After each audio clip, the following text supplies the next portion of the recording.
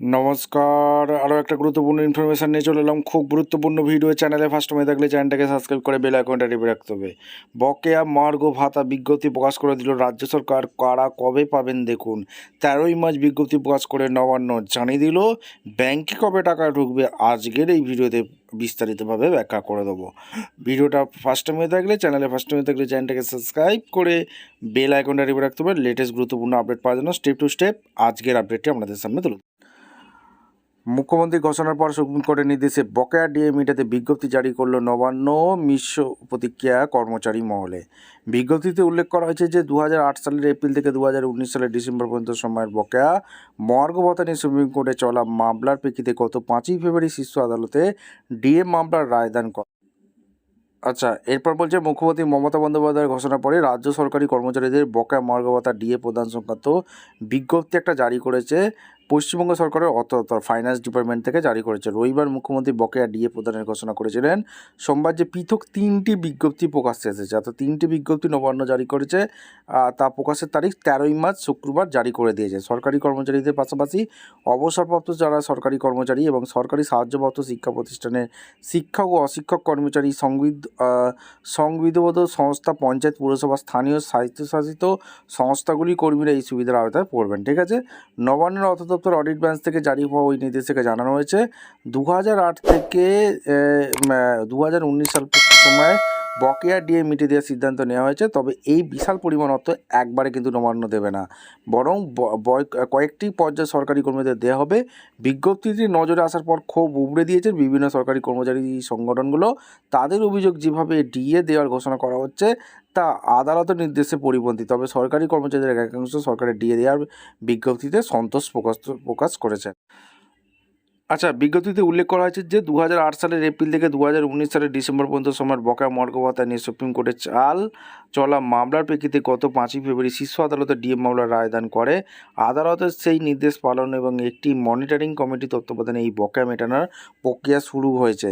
রাজ্য সরকার জানিয়েছে, কেন্দ্রীয় প্রকল্পের বকেয়া টাকা না পাওয়া এবং একাধিক সামাজিক উন্নয়নমূলক প্রকল্পের দায়বদ্ধতা সত্ত্বেও কর্মীদের স্বার্থ রক্ষায় এই বড় পদক্ষেপ করা হচ্ছে। সরকার বর্তমানে প্রথম পর্যায়ের বকেয়া মেটানোর স্কিম ঘোষণা করেছে।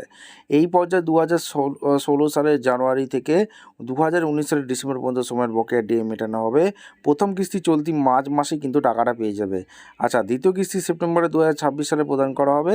এই বকেয়া অর্থ ইন্ডিয়া কনজিউমার প্রাইস ইন্ডেক্স অর্থাৎ অনুযায়ী গণনা করা হবে এবং মনিটরিং কমিটি বকেয়া ভাতা চূড়ান্ত পরিমাণ নির্ধারণ করলে পরবর্তীকালে সেই অনুযায়ী প্রয়োজন সমন্বয়ে অ্যাডজাস্টমেন্ট করা হতে পারে। এছাড়া 2008 থেকে 2015 সাল পর্যন্ত সময়ের বকেয়া মেটানোর পদ্ধতি পরবর্তী সময় ঘোষণা করা হবে বলে জানানো হয়েছে। সরকার নির্দেশিকা অনুযায়ী পেমেন্ট প্রক্রিয়াটি কর্মীদের পদের বিন্যাস অনুযায়ী আলাদা হবে। Group A, group B, group C এই 3 শ্রেণী কর্মীদের বকেয়া দিয়ে সরাসরি তাদের জেনারেল প্রভিডেন্ট ফান্ড অর্থাৎ জিপিএফ অ্যাকাউন্টে জমা দেওয়া হবে। গ্রুপ ডি চতুর্থ শ্রেণী কর্মীদের ক্ষেত্রে এই বকেয়া অর্থ সরাসরি নগদে তাদের নিজস্ব ব্যাঙ্ক অ্যাকাউন্টে পাঠানো হবে। জিপিএফে জমা হওয়া বকেয়া অর্থের ক্ষেত্রে একটি নির্দিষ্ট বিধিনিষেধ আরোপ করা হয়েছে। বিজ্ঞপ্তিতে বলা হয়েছে, জিপিএফে জমা হওয়া এই টাকা ক্রেডিট হওয়ার 24 মাস পর্যন্ত কোনো অগ্রিম বা টাকা তোলা যাবে না। তবে কর্মীর অবসর, মৃত্যু, পদত্যাগের ক্ষেত্রে এই সময়সীমা শিথিলযোগ্য করা হয়েছে। সেক্ষেত্রে সংশ্লিষ্ট কর্মচারী বা তার পরিবার সেই টাকা তুলতে পারবেন।